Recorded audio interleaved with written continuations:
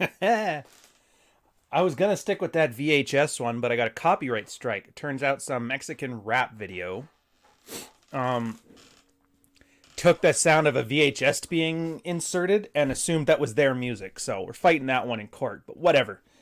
They can get that $6 for the video out of my cold, dead hands. Welcome everybody to Red Morning. I can already see the chat is up and live. That's awesome. So much talk about the lizard people. How's everybody holding up? I know after Kenny Rogers passing here, it's been about 21 days now. A lot of people have to stay home. They can't go out to concerts, what have you. And we're all just trying to make the best things. Having said that, can you even see it from here? Yeah, I've officially upped it to... Oh, that's horrible for focus. Let's go back to normal.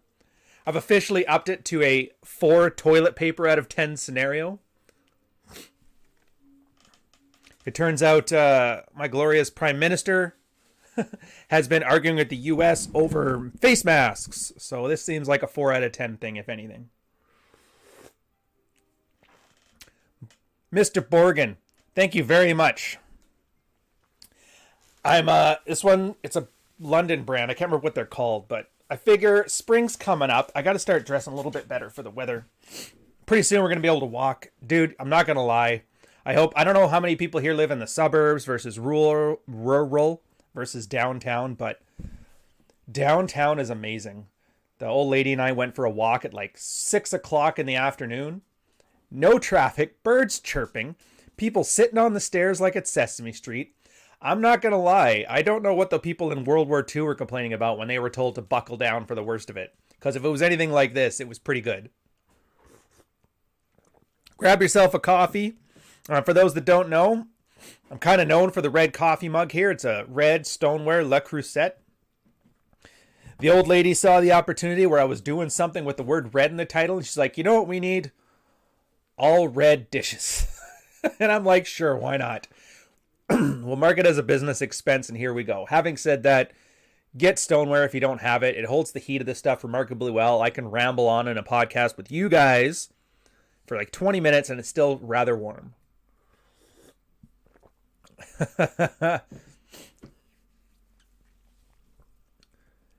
Yeah, and it's here, TJ Hammer in the chat. He says himself, this time period is really helping me see what all my male friends are made of.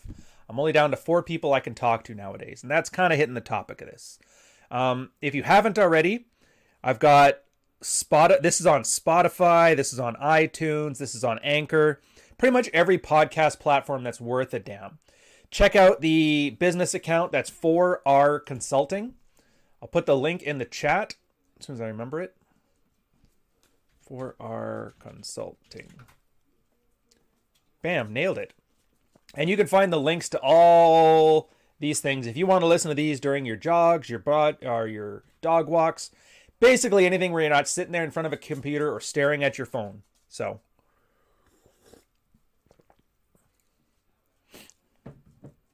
Look at that. I see One Man Way in the chat. I see Barrett. Or just get a dual insulated coffee cup from Yeti. They make microphones and cups. That's impressive.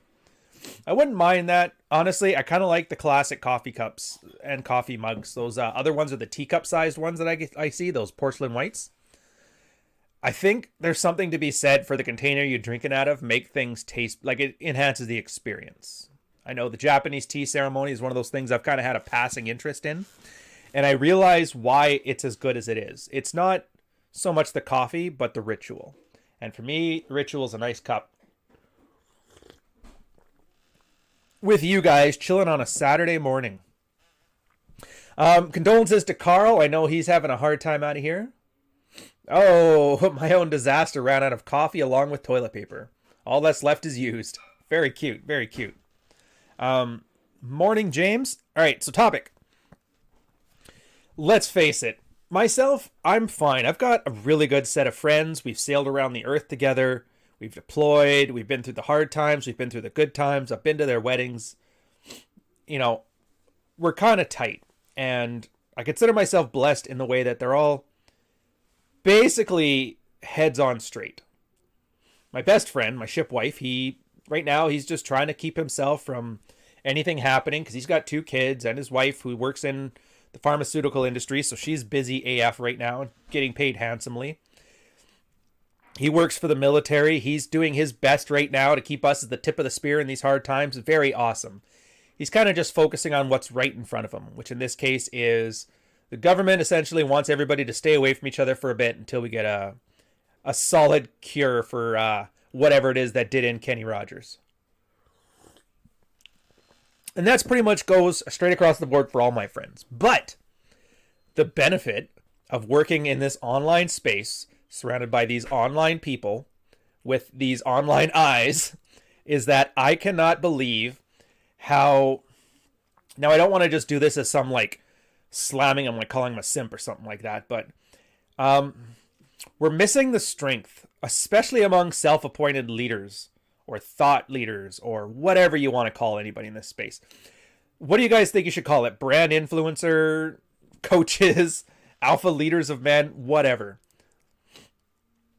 Yeah, let me know in the chat, because I don't really know what to call anybody here. I would say the R word, but I don't want to get demonetized. I'm going to try and see if I can make it 2 hours without that horrible icon. One man's way, your question, have food prices gone up in Canada? Any change? No, there's not really any change, with the exception of the bougie grocery stores. On those ones, we went and bought some jalapenos to make salsa, and 8 jalapenos were $8. So that's the only change I've really seen. But if you're ever worried, just go to an ethnic grocery store, and they don't care. Self-appointed presidents, perhaps. Well, Mark, that's not bad. The problem is there's only one self-appointed president. And I honestly hate giving him attention because he seems to take any attention as good attention. It's another theme around this. So already people were very insufferable. Guys who have a huge narcissistic need to be loved by everybody, giving themselves self-grandiose terms, bragging about how well-read they are on the most obscure, random, and useless information ever. And yeah, I'm looking at you, Evola. If you guys don't know what I'm referencing there, consider yourself blessed. But the whole time, and don't be soy, hey, how's it going? All this whole time, they're telling you guys, to be a man, you gotta do this. A real woman is this. A real man is that. All this objective morality, saying there is one pathway from turd of the earth to Ubermensch, and here's how you get there by signing up to my masterclass on how to do up the second button on your 2-button suit. Again, if you don't know what that means, kudos to you. Barrett actually got an interesting point. We'll digress a bit until we get into the meat of this. All of a sudden, everybody is cured of gluten, nut, and egg allergies since Kenny Rogers has passed. Yeah, I've noticed that. So I go, like, our supply chain is great here in Canada. The grocery stores are still good to go. The only things we seem to be low on are, like, cans of soup and instant ramen noodles. And I can live with that because, you know, who eats that stuff? I like the idea of the military rank. But yeah, vegetables, fruits, meats, all good. Where was I going with this one? Doesn't matter. So yeah, I might just stick with Ribney's idea here, just called retreads. You like that? It's catchy. Oh yeah, the fake meat. So there's always a giant freezer full of that, like, invincible meat or whatever they call it. The stuff that's just potato skins, but they're pretending it's meat, and apparently it tastes pretty close. Always full. Never once have I seen even so much as a package missing from it. It turns out in hard times, vegetarianism is, completely solved. Dad, leaders of men. That was the whole point. You guys aren't here to hear me ramble on about the grocery store supply chaining. You're here to hear me ramble about how everybody else is a retread except for you and me. And we are the chosen ones, the golden people. We are the golden children. And I am Eddie Murphy. Yeah, so leaders of men, pinnacle of men, weird brags, but I mean, you make it sound like it's good, and it's good. Like, the worst, I still think the weirdest one, and don't tell anybody, but I find the weirdest one is guys who brag about being in prison. I've been to prison. Like, dude. And I get it, the whole, well, I watched a Game of Thrones episode, and the guy said if you don't lead with your things you're embarrassed about, then they can't hurt you. And I'm like, yeah, but don't brag about it. You're not supposed to go to jail. Chris Rock was joking about that in the 90s, and it's been 20 years, and we've come back full circle. Anyways. Oh, I just realized. I hope I don't have like background music playing on this one. No, Ango. No. Where are we at right now? It's a funny thing. So now that I'm doing the YouTube Studio as opposed to StreamYard, they don't actually tell me how many live viewers. Rather annoying. You know what I'll do? I'll actually go and take a look at what we're doing right now, just like a regular person. Reason I'm doing that is a big convoluted way of saying hit like, subscribe, all the other things that are good. I don't know how to give the speech. Doesn't really matter. Just keep watching. And if you like it, keep watching. If you don't, watch something else.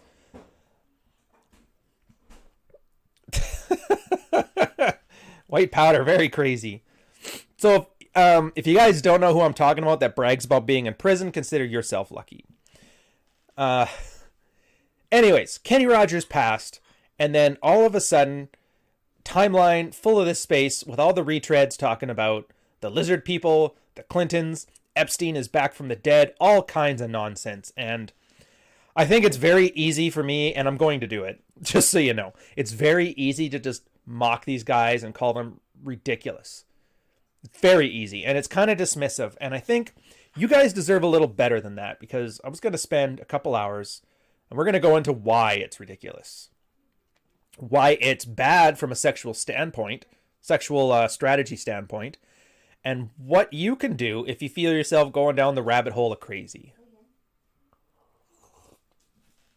So again, you guys are going to have to, one man's way, bragging about your past sock party beatdown. It's a weird flex. I agree. If you guys don't know what that is, that was a military thing from Full Metal Jacket. Same thing as like a blanket party where they either put a bar of soap or an orange in a sock and beat a guy with it for a while. Usually to correct a deficiency or throw a fire blanket over him and start punching him. The idea is it doesn't leave marks, but it still hurts. Yeah, military guys do the best hazings. Just basically an ass whooping. Yeah, so there's more to it, obviously. Let's get the regular players out of the way. I don't mind naming and shaming Pat Stedman because he's a tard. And he's been talking, you know what? He talked smack about my wife 2 years ago, and ever since then, until I become a big enough name that it kind of feels like bullying to make fun of him, I'm always going to use him as my whipping boy. Not so much because it's him per se, but he's like the perfect manifestation of everything wrong in this space, and the whole reason that I agree with Cernovich when he said this is a complete dumpster fire and I need to get out of here.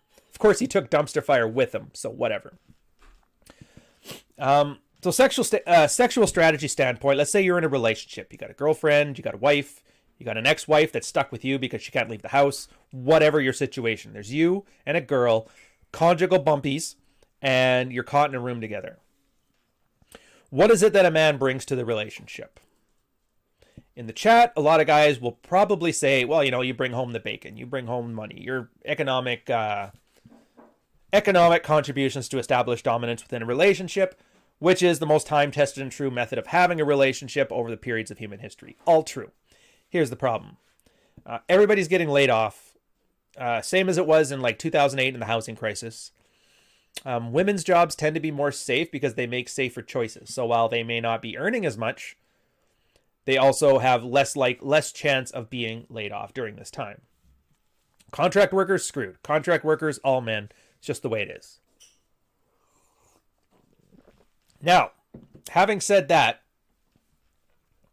some men are just being out-earned by their women. Women are going to school. Women are earning degrees. Power to them. Awesome. You wanted to be men? You want the best of men? Well, try a soul-crushing career for 20 years. That'll work for you. But you know what? They wouldn't be doing it if they didn't like it. And they find it fulfilling, even if they say they don't, whatever. It is where it is. Guys are losing their jobs during these trying times in record numbers. Girls are keeping their jobs in these trying times in record numbers. And girls in general are becoming more educated and earning more money. Now, you take away economic dependence as a method of establishing dominance in a relationship, with the assumption being that dominance is the way to keep a relationship healthy over the long term. Healthy, happy, fulfilled, whatever terminology you want to use, the good feelings. What do you do when economics is no longer a factor or working against you? I actually have a video out on this I put. It was 2 or 3 months back when our good friend George Bruno mentioned something about, hey, girls are earning more than guys, so you need to hide money and stow it away because as soon as she earns more, she's going to leave you. I'm going to guess that's why his wife left him and took the kids. But you'd have to ask Karen on that one. I found that to be a horrible message, and I am kind of embarrassed he ever called himself red-pilled. Because we've already dealt with this. Back in 2009, 2010, 2011, it was actually codified. One of the very, very old red-pilled married guys, the OMGs, he called them old married guys. Very cute. Kind of cringy, but whatever. He discussed like what the point of this is. It's a praxeology. How do I solve problem? Put wrench A into socket B to fix engine C. That kind of thing. And he said, so what do you do when economic dependence is no longer the factor which you can establish the dominance in a healthy relationship? And he says, well, at that point, you just remove that as a factor. Even if a girl's earning more money, stay in control of the finances because you're the responsible one. And there's something he missed, but we all kind of understand. And I'm sure anybody here who's lived with a girl, put some F's in the chat. F's in the chat if your girl has had a meltdown in the past 3 weeks. If you're single, don't worry about it.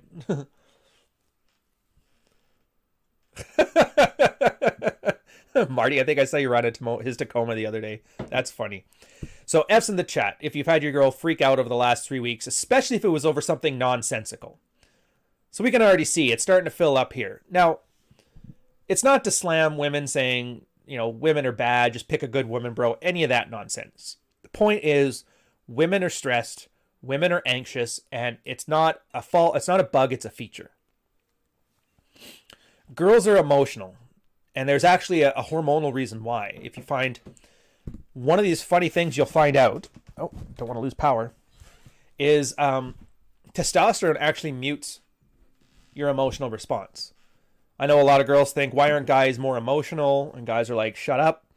But it turns out you put a lot of testosterone through somebody. It's not that they aren't emotional or not expressing their feelings. It's just any feelings they have are muted. So where a girl is like 8 out of 10 level of anxiety over any situation, a guy is like a 2 out of 10. When a guy considers himself 8 out of 10, that's like the equivalent of a girl's 4 out of 10. So in the same way that girls will never understand how much hornier men are than women because of testosterone and the other androgens, men will never understand the amount of anxiety and emotional susceptibility that women have. It's just leagues beyond our know-how. Now, you've seen those F's in the chats. You've seen my talk about the androgen and its effect on your muted emotions. You've seen my talk on economics and removing that as a factor in a relationship. So what is it, as a man, you offer as value in a relationship, whether it's for a day, a night, a weekend, a month, a year, for the rest of your life?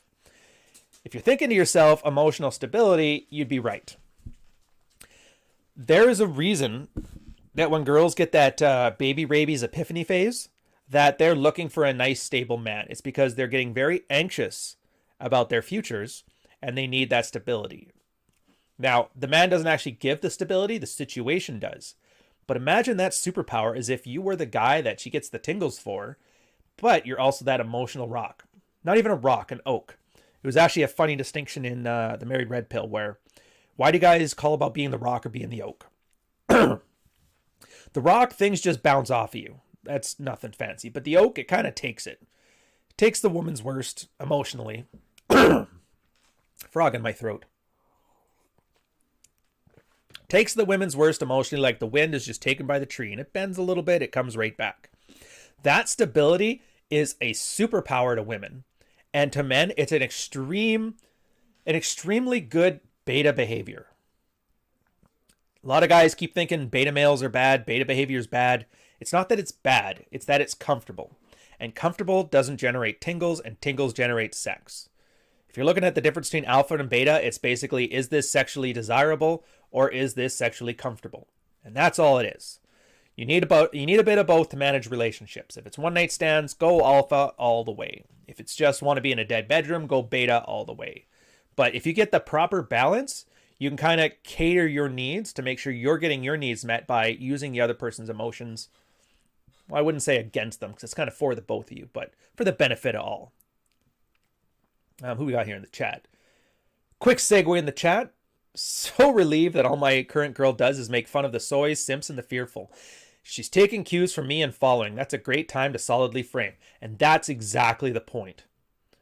Archwinger, great post. women are exactly as crappy as you let them be. Think of women as water, and the container you give to them is the way they fill it. Case in point, my girl swears like a sailor. I can only blame myself for that. She was such a sweetheart when I met her. Yeah, oh, that's right. I did do a video on the oak theory. It was gold. Good call, TJ. But here's the thing. So yeah, you can see that if you're... Ooh, quick shout out to Sam Whiskey. Thank you for the $1.99 super chat. We are all together while being apart. Yeah, and honestly, I don't see much of a change. People weren't exactly social beforehand. The only difference is they're not going to work and ignoring their family members for bits. They're starting to freak out at each other. Yeah. Oh, Ribney. Actually, that's good. Put a pin in that. We're going to talk about the different conspiracies floating around in a minute. I just want to finish this thought first. Keep in mind, like all the ones, the 5G, the vaccines, the pills, the lizard people, save that stuff. We're going to talk about that in a minute. Yeah, so if you're the kind of guy who's completely panicked over this, well, what do you think your girl's going to do? She's going to see your panic and it's going to reflect back on her. And the worse you get, the worse she gets. I would argue that Karen, as a meme, is because doesn't have a man in her life that basically tells her to sit down and STFU. We're all in this together while being apart. That's clever. I like that one. It's too bad I can't... Unlike StreamYard, I don't have the ability to give these things a nice little pop-up. I'll have to develop something there. I think if I get some image and text in there, I can make something happen. So I want to give you guys proper shout-outs when you give super chats. As always, we'll stop everything and recognize your super chats if you want.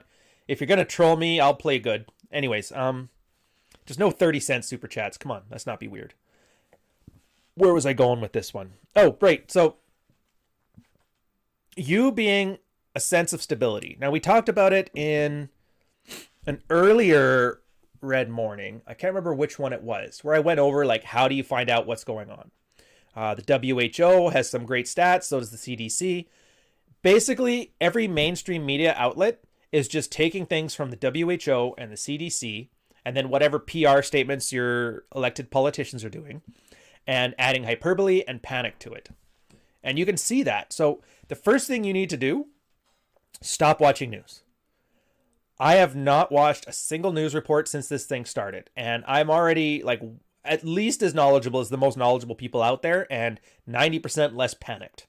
As you can see, I'm only at a 4 out of 10 levels of toilet paper panic in the background here.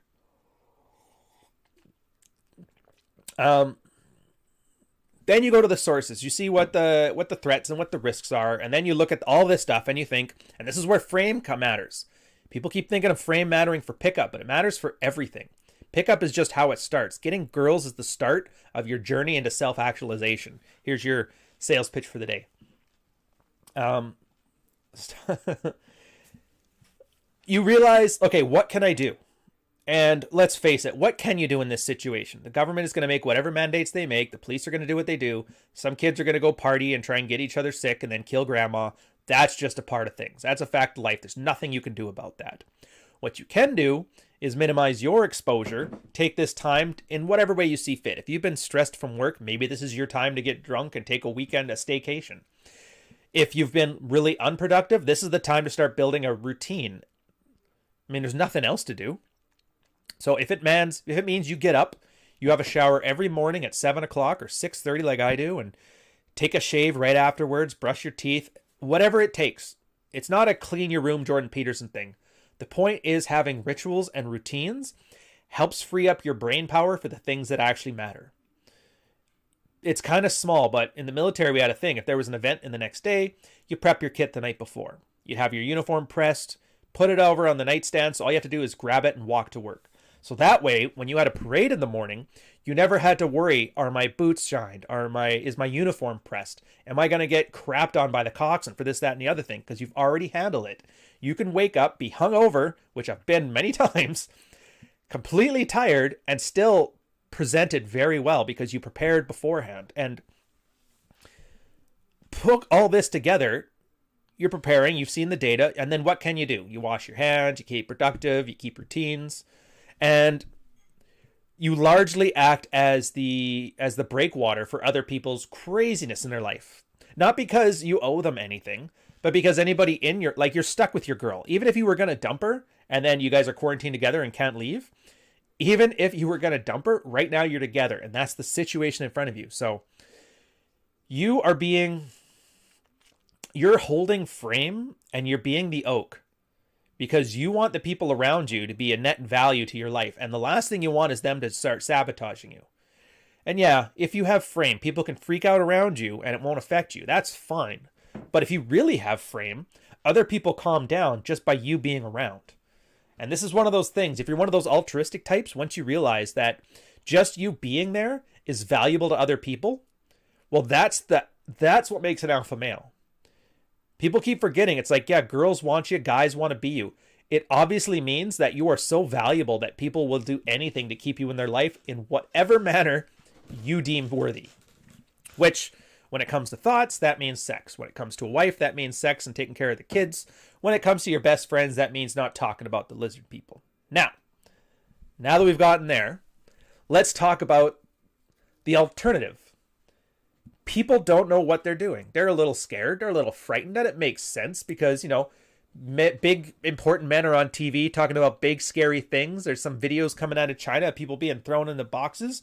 Yeah, I'd totally panic if I was 12 or, I don't know, dropped out of high school to start myself a convention company. Look at one man's way, decided monk mode. Monk mode the proper way. That's too funny. Yeah, and so I'm going to skip over the prep stuff. If you guys knew to make sure you have enough toilet paper and have enough food lying around for like 30 days, that stuff, I'm just going to assume that you're all switched on here. If you're not, it's a little late anyway. You should have listened to my stuff 4 weeks ago. But where was I going with this one? Oh yeah, now that we're all prepped, so what do you do? Maybe you're the kind of guy who either doesn't know how to research this stuff, or you can't be bothered to, or you're just too lazy to, or you think you're so smart you have it figured out. You're the Pat Stedman of the world. You know what you're doing. And here's the problem, because it's asymmetrical information. China isn't letting you know what they're doing. The States kind of dribs and drabs, Canada sorta, and then media is basically obfuscating everything. So you're getting the lack of complete information. Now, for the kind of person that panics, when you see asymmetrical information like this, you fill in the gaps, because as a species, we tend to be good on filling patterns. And as a guy, we tend to be very good at systemizing things and analyzing it to death at our own detriment. And this is where the lizard people come in. Because if you've become secular, if you've left the path of God, I mean, the religious people right now, they're just saying this is God's will, God's plan. And I'm not going to lie, the one nice thing about religion, I've named my dog Christopher Hitchens, so you know my stance on that. But my grandfather was a Baptist minister. The one good thing about it is it keeps the conspiracy theories focused on a single conspiracy theory, and it's not quite as ludicrous as the lizard people, which is awesome. So if you're one of those guys, good for you. You're a secular guy. You watch Christopher Hitchens videos owning the religious right, and then you become an adult. And now you have these things where you don't know information. So what do? Well, that's where you fill it in with conspiracies. And we've got a bunch of doozies. So let me know in the chat which ones you know about. I know about the 5G one. We'll talk about that. I know about where they're saying this is economic warfare from China. I know about the one where they're saying this is that whole umbrella corporation thing, where this is basically the theme from Resident Evil 1. Oh, look at that. And JD himself, he said he's already met Kenny Rogers. Borderline asymptomatic. And that's the thing. For most people, it's not even... Take all this panic aside. What is the actual concern? And for most people, especially the people that are talking about it that are under 80, asymptomatic or maybe a really bad flu. I caught avian flu back in the day, and it was way worse than the stuff I'm hearing coming out of here. Now, hospital people are obviously going to see a different story because they're only seeing the people that have had the hardest luck cases. So, again, Sam Whiskey, thanks. $2 super chat. The Modelo bug is bringing out the true personalities. And yes, that is true. The true personalities are scared, in search of answers, and feigning confidence. And that's the point here. Is I talk a lot about narcissistic fantasies. You guys even poke fun in the chats and in things like, take a drink every time he mentions narcissistic rage in his podcasts. I think that's hilarious. But here's the point. The reason I mention it so much is because it's an epidemic of its own. Their real personalities they're not actually super confident alpha leaders of men. None of these guys are. Very few. First off, alpha male is not even a thing, but that's the point. I have an article I have on my blog. Actually, I should put a link in there because this one might be worth the read. Authenticity. Oops. Here it is. Look at that. I'm going to throw it in the chat here. Take a shot. Read it if you want to. Just keep this thing open in the background. I make a reference with Mad Men to help guys illustrate and understand the mental model of narcissism in a good way versus narcissism in a bad way. Now, yes, there is good narcissism. Narcissism is essentially the masculine. It is to men what borderline personality disorder is to women. NPD is just extreme masculinity, same way as BPD is extreme femininity. So when I say unhealthy, I'm talking about that 97th percentile, third standard deviation level of self-grandiosity, of internal narratives that make no reference to the outside world, ego invested to an extreme. And that is alpha males, or as I like to call them, the guys who say they're Don Draper. And a lot of guys want to tell you they're Don Draper. Yeah, I drive Lambos, I go to vacations, I own this, I have a watch. I only do 9s and 10s, and frankly, it's kind of annoying. Like, look, I get it, you're awesome. Like, can you get to the point? Well, my point is you got to sign up for my masterclass. I'm like, all right, fair enough. And come with me to the alpha pinnacle of masculinity campfires. We have them every 2 weeks. Free steaks. Like, thanks, man. I've never felt so masculine in my life with that Miller Lite truck nut masculinity. Yeah, and six-pack production, he pretty much has the point. If we do get screwed over by the government, it'll be because of risk-averse women and beta surrender rights to feel safe. Yeah, pretty much. Where was I going with this one? Oh, I lost my train of thought already. It's a problem when I get on a roll. I don't know how Rolo can do this for like 4 hours at a time. Oh, right, the narcissistic fantasy. So everybody thinks of themselves as Don Draper. Girls want me, guys want to be me. But Don Draper, as the character, was written as a narcissist, and he actually wasn't Don Draper. He was a character called Dick Whitman. And this is what the lizard people conspiracy types are now. They're showing you their inner Dick Whitman. So you can call him a dick if you want to, and you know what it means. In fact, yeah, Dick's in the chat. If you'll notice, anytime somebody referenced the Dick Whitman character, Don Draper would just melt, start bubbling, start crying, turn into a bubbling mess. And that's the problem with calling yourself an alpha male or being the pinnacle of masculinity or being the ultimate competition or calling yourself the Ubermensch. You're actually creating an identity. And as much as you guys are annoyed by identity politics, a lot of guys are doing the identity without the politics. And it's equally harmful just on an individual level.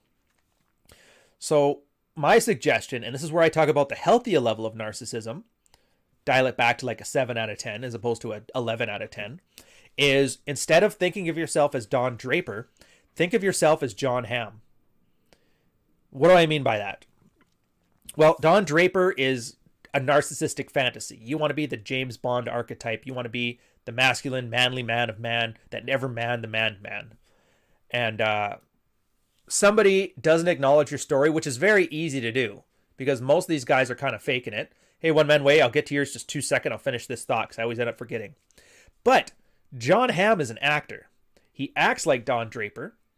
And if you were to call John Hamm an idiot for thinking he was Don Draper and not recognizing his character, he would look at you funny because he goes, what are you talking about? I'm an actor. That's a character. And you're an idiot. That's the difference between alpha men and sexual strategy as tradecraft.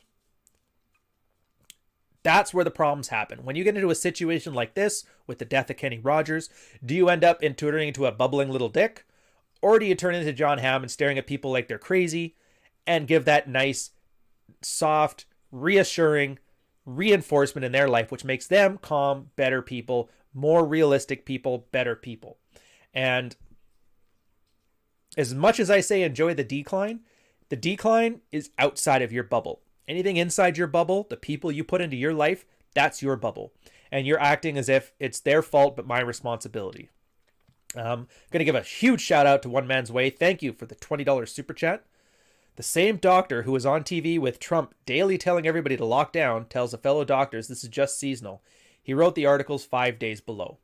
Yeah, and that's the thing. That's why I don't listen to news, because they aren't, even if they mean well, it's still a lot of untruths because they have a goal, and the goal is to keep the economy doing as well as possible and keep people as calm as possible. So they will say whatever they have to say to make that happen, which usually includes lying to you, because let's face it, most people are like these alpha males talking about the lizard people right now. And so they kind of have to be lied to because they're too stupid to handle it for themselves. But not you guys. You guys are switched on. And if not, I'll make sure by the end of this you are.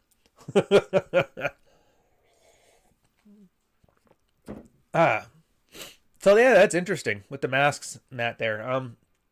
I've never had a mask. I think we have a couple because we were doing some drywalling before, so we could use them if we had to. It's going to be fairly asymptomatic for us as well. Like, it's seasonal allergy season anyway, so I'm pretty much going to be dead to the world. And to be honest, my allergies are bad enough that I'm pretty sure if I meet Kenny Rogers, it's going to be a blessing in disguise because it'll feel much better. Let me see what we're talking about here. Drink French press coffee and enjoy the decline. Yeah.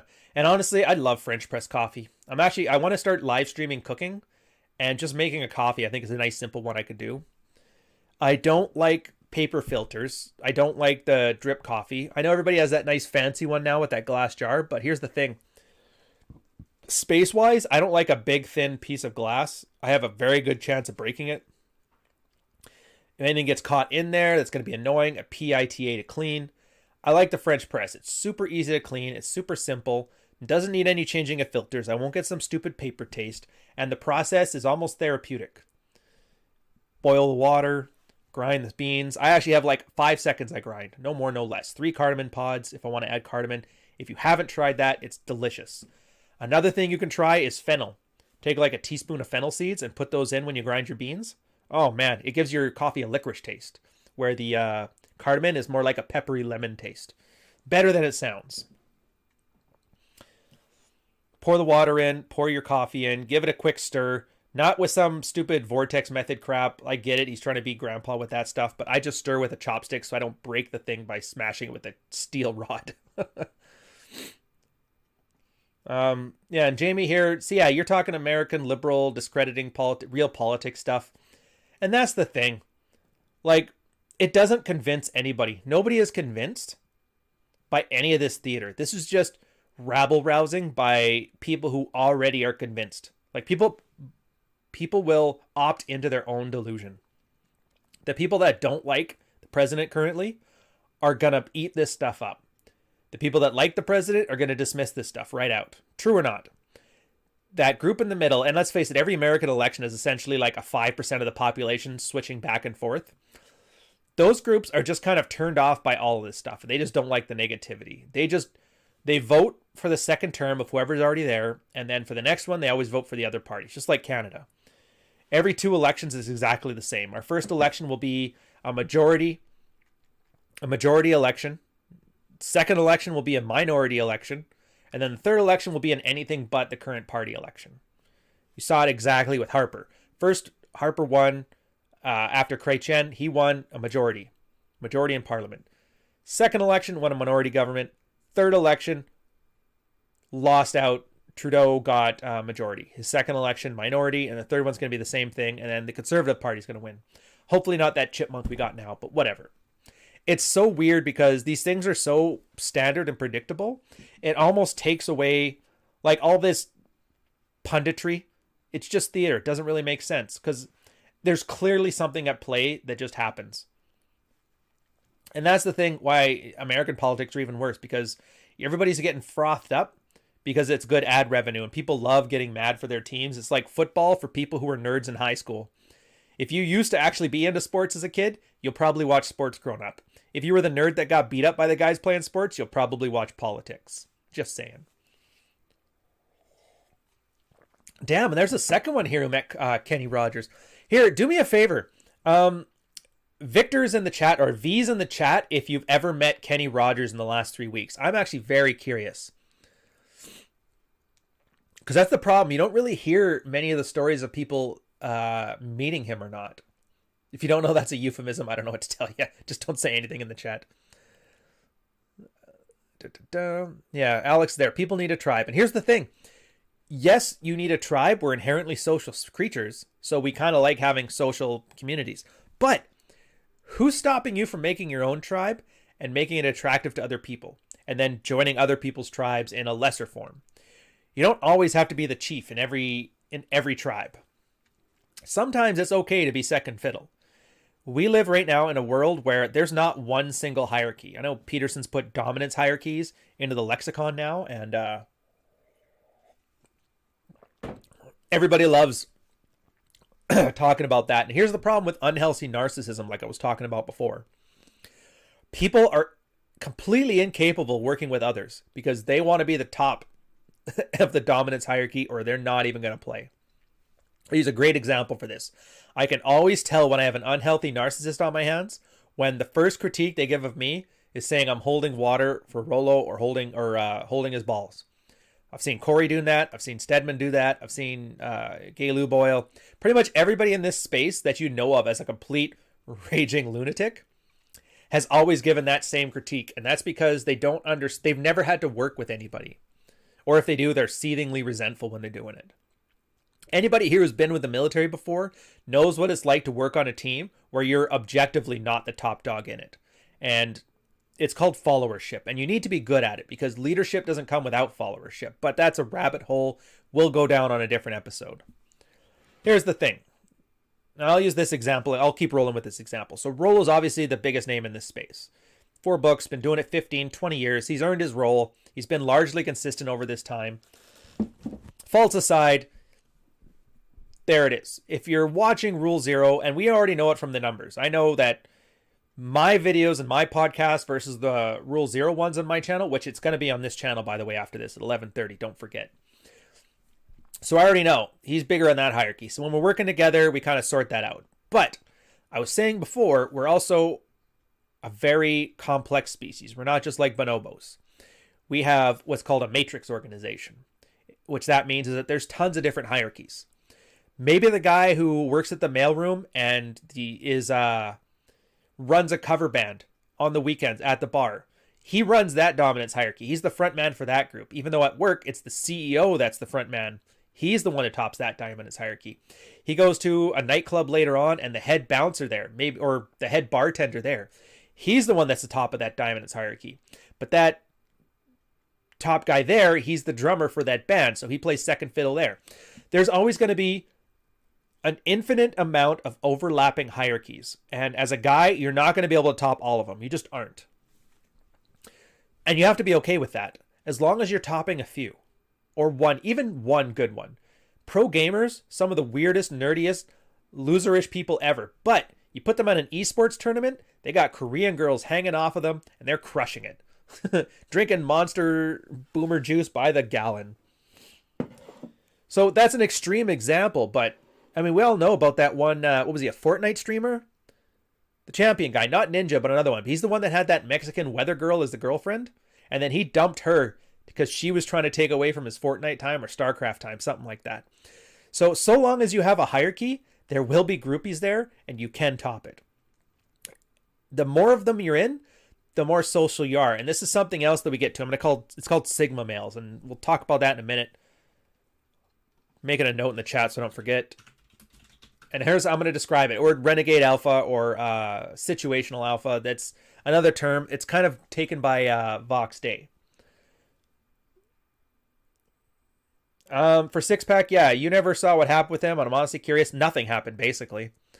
I talked about it before. It's just, like I said, the rich rule is really good. Don't work with Ray Treads, and don't work with people who work with Ray Treads, and that's fine. I just get a vibe from somebody. Like I said, I've been burned enough now from the Anthony crew, from the Red Pill Reddit crew. I've been burned enough that I know the warning signs. And this is no different than dating a bunch to learn what boundaries you want to set. So if I start getting that feeling that these similar patterns are coming up, I just walk away, and no hard feelings. Like, whatever, go do your thing. Could be wrong, could be right, and it served me well so far.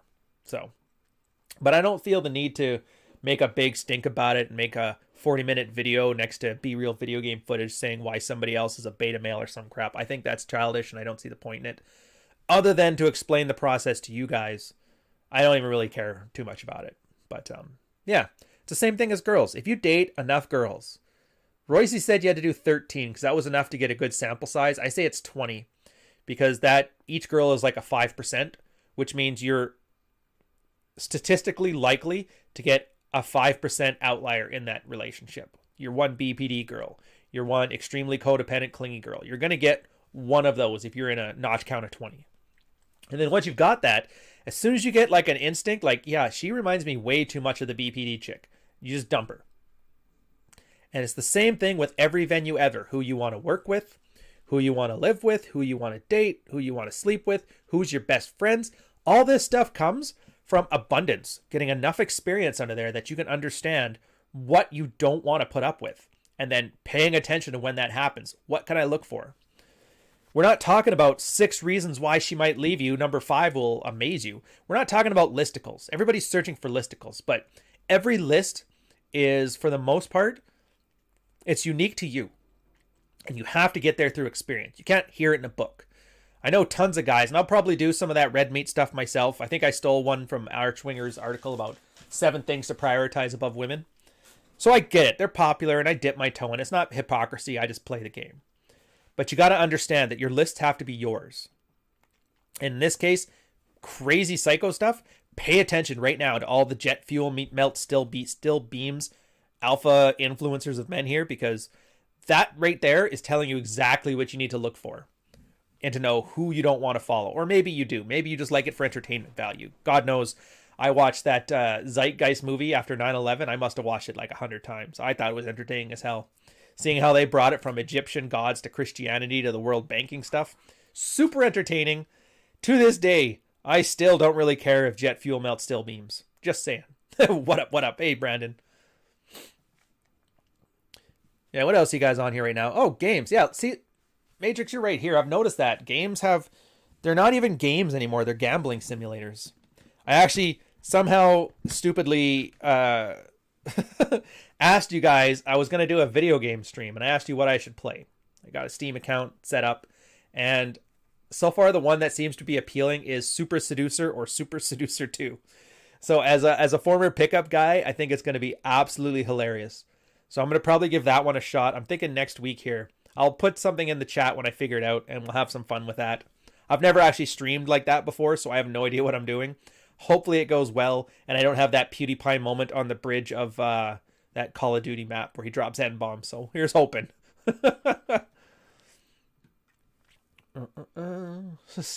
Yeah, I don't really know anything about the game other than it looks hilarious. It kind of reminds me of that TV show I used to recommend, Keys to the VIP, which was the Canadian version of, what was Mystery's show called? I can't even remember. Oh, The Pickup Artist. It was literally guys put in like a pickup competition where a judge of 5 really good archetypes of men, like the athlete, the sensitive guy, the musician, and they would judge them based on these contests.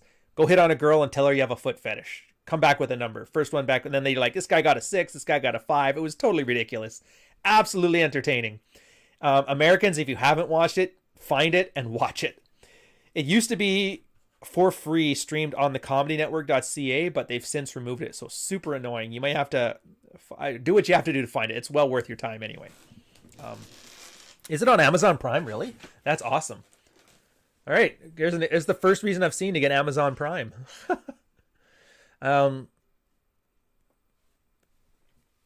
Yeah, well, guys are talking about games being slot machines. Yeah, that's the weird thing. People have realized if they make them addictive. Like, I'm of the firm belief that most people playing video games today, if they weren't playing video games, they would probably be gamblers at gambling halls. Again, One Man's Way, thank you very much. $10 super chat.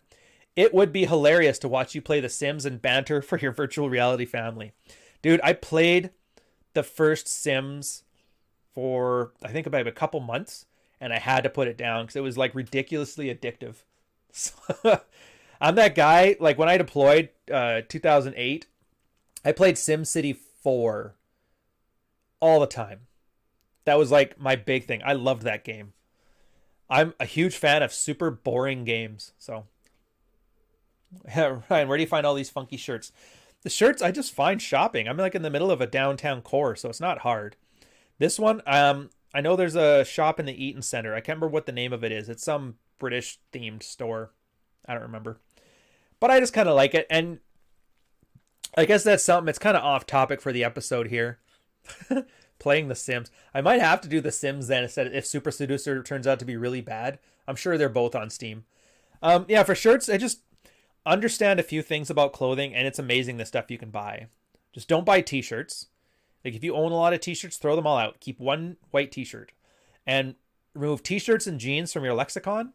And then once you force yourself to look into different areas, that's when you can start discovering, chinos or any kind of different pant. Same thing with shirts. Let's say everything you buy has to be a button-up shirt. What do you buy? And it kind of lets you know what things you do buy, what things you don't. Like gingham plaid you're gonna look like the guy working at IT, so that's a waste of time. Talk to Karen on Sims, dude. Super tempting. Not gonna lie. Like I said, I've got no shortage of content to put up here, and part of me doesn't want to stream games and be that guy because I don't want to turn this into kind of a joke, but I think as a one-off, it'll be funny, but I'm definitely not going to turn into a streaming channel anytime soon. But we'll see. I might have to bite the bullet. Like, this is always going to be niche content, and it might be a time where I'm like, I want to be a big YouTuber. So I might be doing Minecraft, Super Seducer, Sims Let's Plays.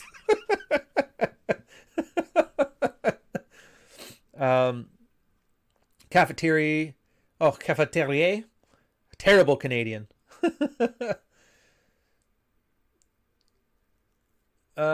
Okay, so that's why you guys are talking about that. Caleb here is an up-and-coming game dev. Should be about interactivity than constant reward. Yeah, I like games you can pick up and put down. I don't like things that ask for too much time investment. One Man's Way, I tell you what though. I'll give some serious thought to The Sims. I right now I'm giving you a no, but I'll give it some serious thought. And if it looks like it's something I could make happen, I'll make happen. But for now, Super Seducer is the one that I'm probably going with. It's going to be next week sometime. I don't know when. Yeah, Adam's got a good point. Women love slim shirts if you look good. I guess if you want to talk style too, so there's more to it than just about like what to buy. Clothing has a history, and it's something kind of funny that most guys don't notice. So for example, chinos, Italians, when they first went out, remember Marco Polo went to China, brought back noodles, and then they made spaghetti? Well, he also brought back cotton pants that the Chinese used to wear all the time there, cotton and silk. And so that's why they called them chinos, which was Italian for Chinese, I believe. And that's where cotton pants came. The idea is they were like a casual working pant. They were jeans before jeans were jeans. So you already know they're fairly casual. Now, khakis are technically a color, and they're a type of chino. Khakis came from the Navy. Guys were in tropical areas with their dress whites, and they were having a hell of a time keeping them clean. So I can't remember what his name was, but there was an admiral. He made a concoction of like coffee beans and tea and all kinds of staining agents. And he essentially stained all of their white outfits into this color, which he calls khaki. And that was so people out in the tropics were better able to keep their clothes clean and looking clean. Adriano, I see your super chat. I'll get to it in just 2 seconds here. I'll finish this thing on chinos first. So now you know what khakis are. Khakis are military wear. A lot of men's wear is swords to plowshares. They've actually taken things from the military and adapted to civilian use. Khakis are just like that. So when you see khaki, it automatically lets you know the purpose of those jeans. It's a working pant, and it's meant for places where you want to hide dirt. So in this case, bright white always signals status because back in the day it was hard to keep white clean, so you had to be wealthy to be able to have white clothes. In this case, khaki is more of a dressed down, casual working pant. Same as denim. Denim is a working pant, not even so much casual, but like extreme poverty casual. It's since had more connotations to it, but that's the original thought. So when you see this, what do I want to dress like? Well, if you're going to work in a factory, wearing a suit's probably a bad idea, but wearing chinos is a nice alternative to jeans. It's that step up. Anyways, but I can go on to that stuff for about an hour, but that's really, we're talking about lizard people today. So Adriano's, his $2, his Australian dollar, Super chat, your opinions on age gap relationships. Yeah, I think they're great. My girl's 8 years younger than me. I know a lot of guys have 10 years younger than them. Pretty much the only problem around it comes with one a frame. In fact, let's take the more feminine friendly argument here. Let's say girls mature faster than boys. If that's the case, then to be on an equal level of maturity with a girl, you're gonna want at least a 5+ year age gap anyway. Otherwise, you're gonna be the man child around her. The only people who complain about this are women, older women, because it's basically saying you're a type of girl I don't even want, and they don't like that. It makes them feel bad. And because they feel bad, they have to extend that blame onto you. Thing is, though, hey, we got Troy in here. Trump's a time traveler. I forgot about that one. Yeah, so we're going to get into all those, but we'll finish this one here. So yeah, the problem with age gaps is if you let people like Karen judge you for it, just don't. Younger girls are so much more fun. They're so much more polite. They're so much kinder. There's so much, like there's nothing better. And if a girl your age or older than you wants to convince you otherwise, that's on her. That's not on me. Just trust your eyes and don't let people shame you. To be red-pilled is essentially to be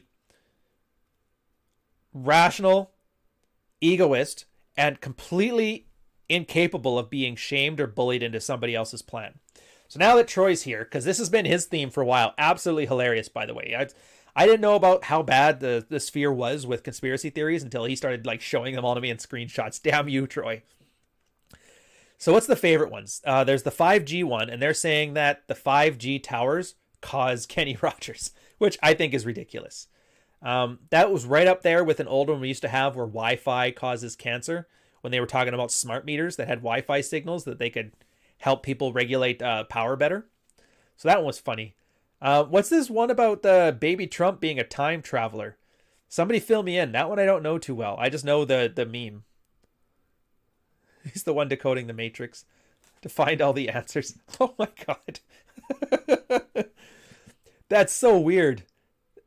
Yeah, grown men talking about, what is he, like 13? A 13-year-old kid who's probably autistic or at the very least camera shy. There's the other good one. And I think you really have to drink rosé on ice to be able to understand these memes. But there's always a they. I don't know. It's like your biggest indication that the guy doesn't know what he's talking about is adding a they. And what do I see here? Doodoo478. Thank you for the 10 Australian dollars super chat. No comment, though, which is too bad. So best I can do right now is to tell you thank you very much. And everybody, give a shout out to Doodoo478. Yeah. Yeah, they talk about they. If you're getting this guy trying to ram conspiracies down your throat, and here's the thing, they love to do it. They're looking for any excuse. They're validation seeking and have no frame. I cannot count the amount of times I've put on my tweet out saying, I don't care about your stupid lizard people crap. And I'm probably going to boot you if you start talking about it and just block you. And then the first guy's like, yeah, but my theory is good. And then he rambles about some things. I'm like, you're just an idiot, and block it. When they talk about they, ask who they is specifically. Who's they? And no just saying it's the juice. I don't want to hear that crap. I want specific people. And I'm sure George Soros is one of them, but you got to come up with more than that. All right, we're going to go back to the Wi-Fi signals because IFAR is bringing up a good point here. All wireless signals are deleterious to your health. Even unshielded electronic cables are dangerous. Okay, yes and no. There's two types of radiation. There's ionizing and non-ionizing radiation. It's been a bit of time since I've had to deal with this. I haven't been a communicator in 6 years now. So if I get some of the details wrong, correct me in there. Ionizing radiation is stuff that ionizes your particles. That's like when you think of radiation, that's radiation. That causes mutations in your cells, huge amount of damage, can basically kill you. Non-ionizing radiation is the stuff you think of when you think of the electromagnetic spectrum before X-rays. That's microwaves, that's internet, that's your cell phone, that's what's something else on that one? Technically light, ultraviolet light even. These things don't cause damage in the same way radiation does. It doesn't ionize your atoms, it doesn't destroy your cells, it doesn't cause mutations to your DNA. It's essentially a heat sink. So if you put a strong enough Wi-Fi signal with like 1200 watts out, and you stand in front of that signal, you're probably going to boil like a microwave would. But where's Adam doing? Who's being a jerk in my chat, damn it? Wi-Fi at home makes you prone to watch porn. That's funny. Yeah, so these things, now here's the thing. It's all about the wattage. And most signals we have are very, very small wattage. You don't need a strong, powerful signal at all.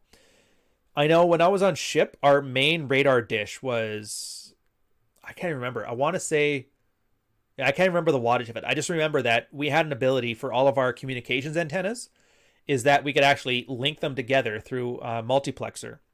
And we could amplify signals. And I think the most you could get out of it was about 1200 watts. Any higher than that, it started to actually melt the RF antennas. And we're sending this out on HF frequencies. So that's like 2 to 22. Is it hertz or kilohertz? Holy jeez. It's been too long. HF spectrum. Oh, for crying out loud, Leia. The HF RF spectrum.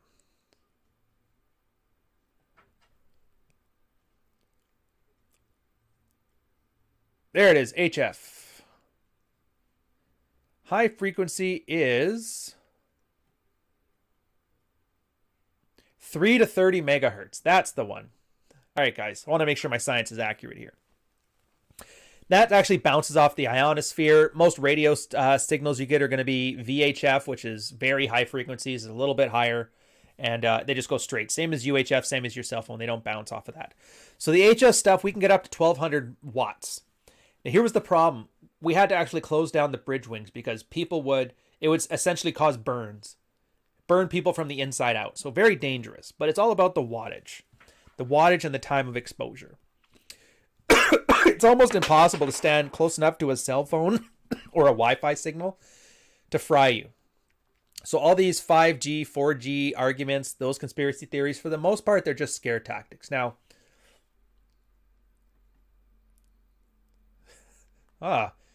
actually, one man's way, that's a good point. Playing The Sims and ragging on Karen, use it to frame like general like red pilled interactions and how you deal with it. Passing fitness tests when you're remodeling the house. It's not a bad idea. I'll give it some serious thought. Rumblefish, hey, I recognize you. You're one of the newest Patreons we got. I saw a lot of questions in the private chat. Awesome to have you, man. Thank you for the $10 super chat. Hell, Ryan gave me Patreon chat advice yesterday. I did it. It worked. I know it worked, man. Like, dude, I'm not here. I'll say something here I don't really say enough. I'm not a particularly smart man. I am not omnipresent. I am not super educated. I don't have PhDs and that stuff. I have a couple bachelors in unrelated fields. Oops, let's get that focus back. Give it. There we go. Here's what I do though. I read a lot and I'm good at spotting patterns. I say it on every one of my relationship breakdown. Hundreds of thousands of men. At the time when I recorded that, there was like 300,000 men in the red pill and 30,000 guys in the married red pill, as well as like almost 9,000 people on my YouTube, 15,000 on my Twitter, all these guys.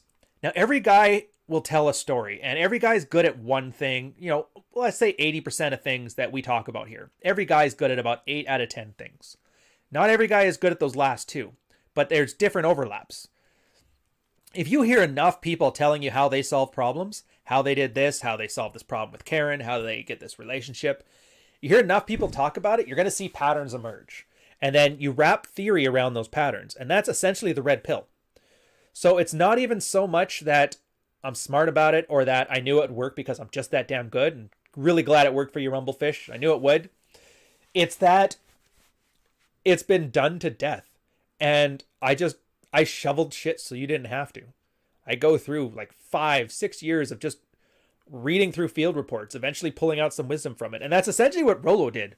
If you read his blog, you'll notice he has a theme that every post of his started with some Karen or some soy boy or some alpha day gamer crapping on him over something, having an argument about it, him going back to the books, going back to field reports and finding out a solution to it, and then blogging that. So essentially, that's why Rollo has a post for every argument that ever happens on Twitter, is because that's how he writes them. And I totally understand that. It's pretty cool. Did I say pattern formation, or is somebody else saying that? You guys are saying pattern recognition, pattern formation is different. You could be a flu coach since you had the bird flu start advertising on Twitter. Yeah, that's the thing. It's just like there's nothing to say from that. I got sick and then I got better. The doctor laughed. It's a funny story, and it kind of establishes like the panic is overblown for Kenny Rogers. That's really it. As much as I want to start reading out facts, I kind of got annoyed because it's really going off. Like, it's not the point of me here, other than as a sexual strategy to keep guys calm and to give you enough to work with. But after showing the stuff I already knew, I shouldn't have to say it twice. So if the guys want to still continue freaking out, power to them. Ooh, here's another one. Back to the Wi-Fi thing. So, Jamie, I can watch for stray voltage work-related. My joints hurt like crazy the day after. There's something to some of this stuff, not sure what. Well, that's the thing. So when you're talking about stray voltage, I'm assuming you mean like live wires, uncovered, not shielded. They have their own magnetic radiation. Now, magnetism is different than RF. Like, it's sort of the same in a science way, but as far as the health conditions, totally different. From what I understand, and I don't understand, once you get that magnetic field from unshielded wiring, obviously magnets affect anything that's ferrous, so iron. Now, there's iron in your body. I have a feeling that there's something to do with magnetic radiation around your body kind of doing something with iron atoms that could cause certain conditions to be aggravated. So I would have no doubt that the magnetic field from stray voltage may be causing you some problem with your joints, probably because of like iron in that. But like I said, it's a bit different than what we're talking about with RF and UHF radiation. They aren't really magnetic. They're just electromagnetic, or EF radiation. But then again, I'm not a doctor. I could be wrong. I just know 5G is not causing Kenny Rogers.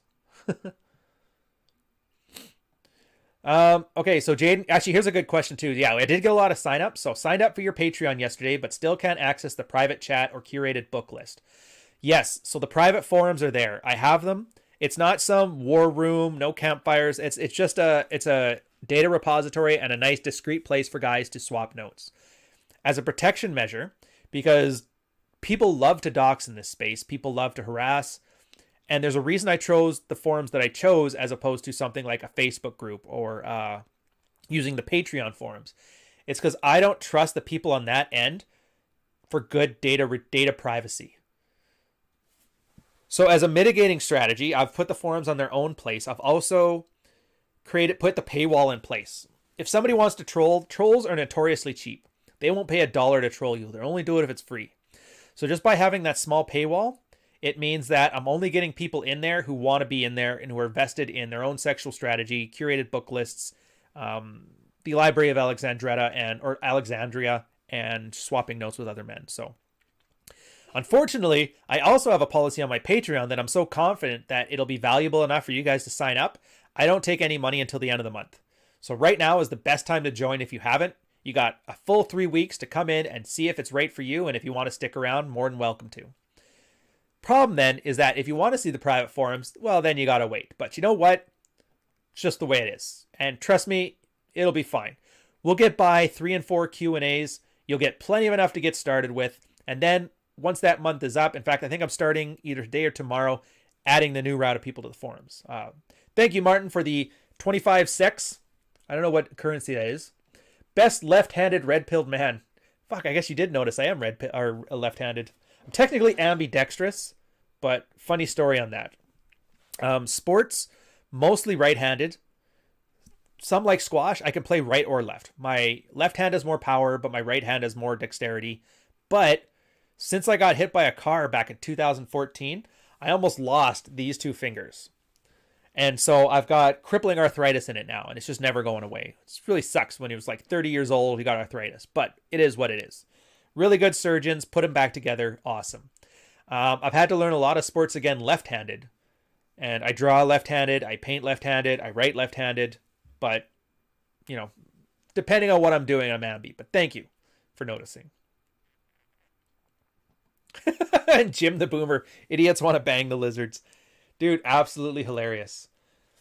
Okay, so SD TJ Hammer. Takes a lot to convince me Kenny Rogers is another Spanish flu or polio. Oh, I agree.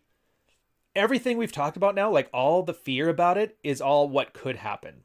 And this, honestly, I see this as such a common thread in modern man, it's not even funny. What could happen?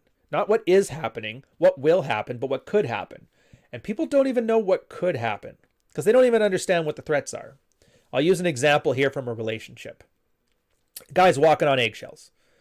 They are terrified of pissing off their wife. Her emotional outbursts, and she uses anger like a cudgel. He says anything out of line, she gets angry. He backs off. So she gets what she wants. He's essentially rewarding bad behavior. Horrible idea. You walk a guy through that, you go, okay, so you're afraid of her emotions. So what is it exactly you're afraid of? And you get a guy to tell you specifically what happens if you stand up for yourself and stop walking on eggshells. Well, she'll get mad. And then what happens? And then you'll always get that blank NPC stare. It turns out when it comes to fear, people don't think it through. It's just a limbic brain response, and they don't use their frontal lobe to kibosh that. There's a reason that fear is limbic brain. Is because when something was running at you from the woods ready to eat you, you couldn't have time to think, well, is that a snake or is that a bear or is that my buddy Ted? No, it's just like, hey, by the way, run, here's some adrenaline. So you ran, you're wrong 9 times out of 10, but the one time you were right, you didn't get eaten. And so you make some cave babies, and then the cave babies get equally jittery. Worked great before the Industrial Revolution. Problem is now, and I like using a reference about sugar. We were also hardwired back in the day to search out simple carbs. We did that because we needed calories not to die. And those that loved the taste of simple carbs, loved chewing on sugarcane, they survived long enough to make cave babies that were addicted to sugarcane. Awesome. You have to chew 10 pounds of sugarcane to get like an ounce of sugar. It gets you enough energy to hunt that wildebeest. Problem comes when you get the Industrial Revolution, and now you can make sugar and high fructose corn syrup. Now what we have is an instinct. Our instinct for simple carbohydrates has turned into a chocolate cake fetish. And now we have diabetes, and our instincts are literally killing us. Fear and sex are the exact same thing. Our need to protect the women above all and the women are wonderful effect worked because societies that didn't treat their women as porcelain goddesses died off. And the ones that did value them made more cave babies, which again respected the women even more. Now we get at the point where there's 8 billion people and there's no outside threats. Respecting the women is literally killing us, as opposed to treating them just like human beings. And again, fear, same thing. We have no fears anymore, but that instinct is still there. And this fear is literally killing us. You being afraid of your wife's emotions without actually looking through what the possible threat is, it's sabotaging your relationship, and you're doing it on purpose because you're just flying off the seat of your pants and living with your emotions. Lizard people conspiracies, same thing. All emotions. I don't know what's going on, so I need a story to help me sleep at night. Well, it's the Clintons, obviously. The Earth has information on the Clintons.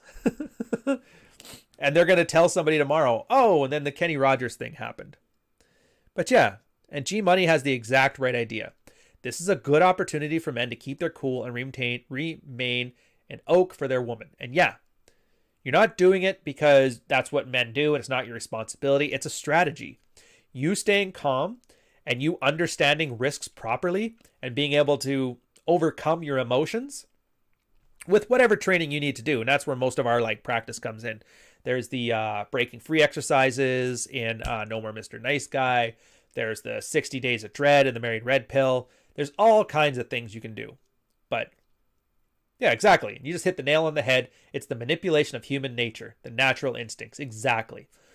Now, your natural instinct is to make sense of the world. What did cave people do? Well, they invented, the woman of Wollendorf, or they invented Jesus, or Yahweh, or any number of hundreds of thousands of God, Poseidon. The sea wasn't angry because they didn't understand tidal currents. That was, oh yeah, Poseidon always does that because they understand people. So they made people into their god, and then the god explained the phenomenon. And the only difference between that and the lizard people is instead of one god, we've gone back to multiple gods. Now, instead of Yahweh being a vengeful god, we got the Clintons being vengeful politicians. Instead of the Parthenon with like 5 or 6 different Greek gods, we got the lizard people, and the juice. So it's just, and you got to realize when you're looking at this, all you're looking at cavemen before they discovered fire in a sophisticated sense. You're filling in the gaps with whatever gods you invent in your own mind. And it's not useful because using that instinctual narrative structure, building your own mental models like that, doesn't have feedback loops. There's no ties to the real world.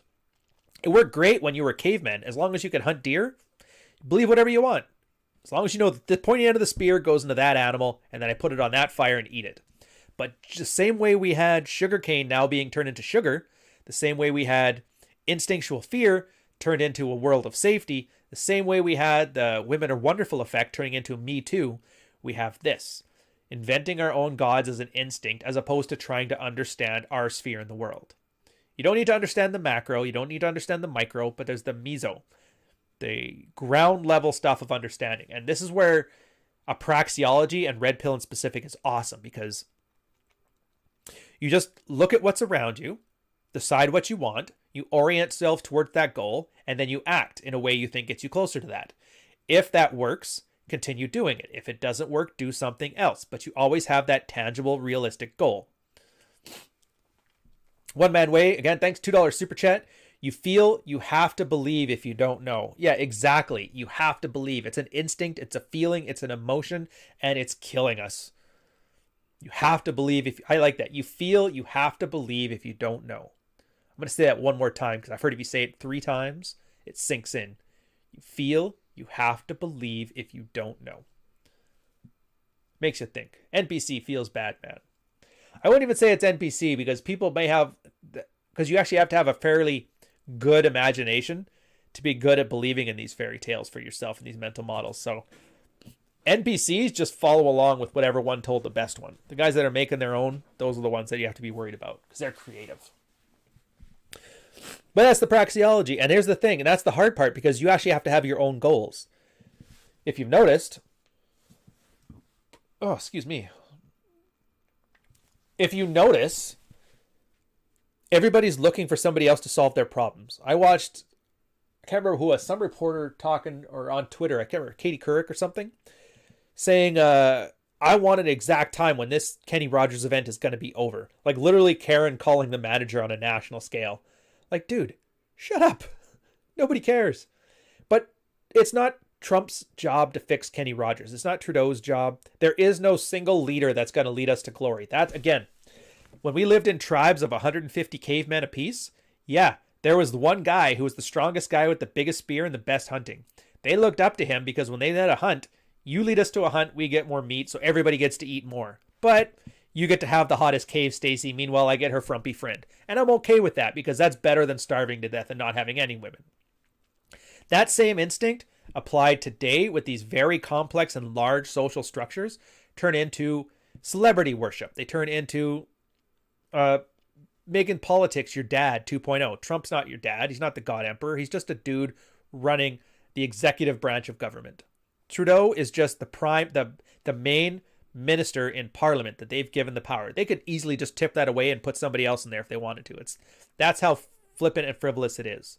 But to look at other people to solve your problems, especially ones that you're perfectly able to solve yourself or nobody at all is able to solve them, is that same way of looking at your cave instincts for a cave leader with his cave spear, expecting you to solve your cave deer problem. It doesn't work like that. And I made a term from a sexual standpoint for the women are wonderful effect, and now it's turning into like Me Too and all that craziness. I call it sexual diabetes.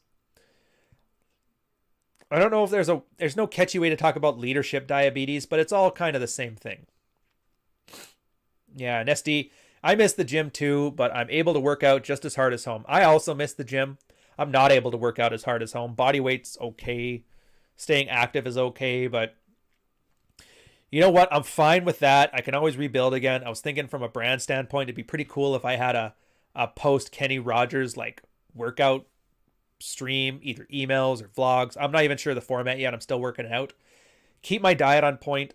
I've just switched over to Marty Ryan's the Prime Minister of the Sphere. You dork.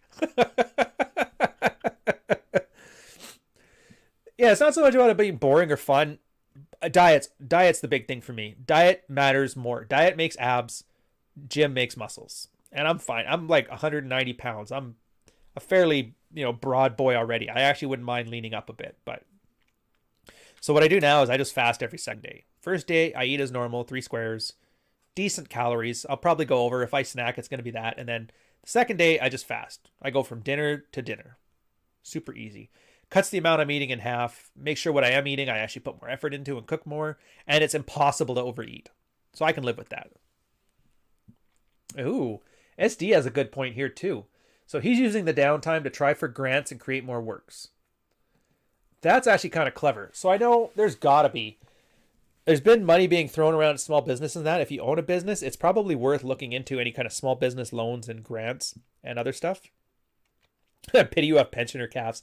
Dude, my calves are like, I could still work out and I could still run. I just can't. I'm just not a marathon guy. So we'll see. If you don't know, I talked about in the last one, if I did any more than 2 5K runs a week, my calves like start to swell. They get hard as a rock and extreme pain for like days. I don't know what it is. It's not magnesium or potassium or salt or electrolytes or any of that stuff. It's not stretching. It's not strengthening them because I've done all that stuff. I've been dealing with it for like 12 years. It's just one of those things that I've learned to deal with. If anybody has any ideas, because right now the best idea I have is because I've got like 18-inch calves. They're pretty big. So what I'm going to try now is just getting some of those. My brother mentioned it actually, because when he goes on flights, he had to worry about blood clots. So he needs to get those super tight socks that you put on your leg. I guess his basketball time and his ACL and MCL surgery have kind of cost him. But yeah, like I said, I could do 2 days. I could do either one. I'm just doing like, I mean, right now I am doing like 3 days a week fasting. So calorie wise, I'm fine. At that time, it's just time in. Plus, I do a little bit of drinking now, so I expect that crack all that down once it's time to get back into it. I got to be good before the next Rule Zero Live event. We're doing that later on in the year now. Really sucks, but you know what? We figured we'd make it up to guys since we had to cancel the event now. We're going to do, in October, we're bringing in a bunch of new people, and we're grandfathering everybody who signed on early, and they're going to get twice the event for half the price, essentially. So it's going to be pretty awesome. So that was already a sale. Yeah, and that's insulin sensitivity is fine. Keep in mind, I don't really drink sugar. I don't eat crap. I mean, most of my meals are like eggs or rice or meat. So I'm already healthy enough. This is mostly just that little bit extra because I know my activity levels are going down. And yeah, you guys do whatever works for you. SD, so your thing on Kenny Rogers. So I'm doing this. YouTube has language filters. And there's certain things you can talk about that make you sound like a crazy person, which makes advertisers scared. So instead of referring to, I don't know, some kind of beer-themed virus, I noticed the death of Kenny Rogers happened about a week in. And so now when I talk about the death of Kenny Rogers, you kind of know what I'm getting at. Ooh, one man's way pickling eggs is a good point. Have I done a video on that yet? I don't think I have. Caleb, have you heard about the Navy captain that got removed? Canadian? I've heard of captains getting removed, an XO getting removed too. But as far as I can tell, it was the captain that was on board either the tanker or the Iroquois. Or was it Algonquin? I think it was Algonquin. It turns out our main tanker and our command ship collided during a RAS, and both those ships are put out of commission. So I don't know if there's any other ones there, but you'll have to let me in on the story. Oh, SD, wow, guys. There's actually a girl that listens to me running my mouth. All right, fair enough. Welcome. I don't know why you're here, but welcome anyway. Oh, a U.S. carrier captain got canned. Okay, yeah, I haven't heard much about that. I don't really follow Navy stories, but feel free, throw it in the chat. I'll give it a read. Are you talking about the Teddy Roosevelt? Ooh. Well, for me, I'm talking about Protector and Algonquin, but like I said, I don't follow the American Navy. It's way too big. Well, SD, it's good to have you around anyway. We'll try and keep the place clean for you. Trying to get away from the soy, I assume. Ryan, I got a groupie. No. I don't want groupies. I'm actually very bad at it. Like, anybody... I figured this out when incels or the MGTOW guys that were calling off women had groupies. That, what was that guy's name? DDJ. I guess there was a bunch of chicks around that MGTOW space, and he was trying to sleep with all of them, and some guys were married in that. So even if you make a, and here's the thing, when I talked about dominance hierarchies before and the multiple interacting ones, you even make a space that's literally about men eschewing the affections of women, and there's female groupies in that space. How funny is that? I think one of them is talking mad trash about them now too. There you go. SD, she's catching on now. Yeah, mad trash about him right now. Absolutely hilarious. Couldn't have happened to a better guy. But, ooh, actually, here's something. So, Ivar, you may be onto something. Calf muscle hypertrophy with weakness, amyloid deposits in the muscles. I'm going to Google that because I have no idea what that means.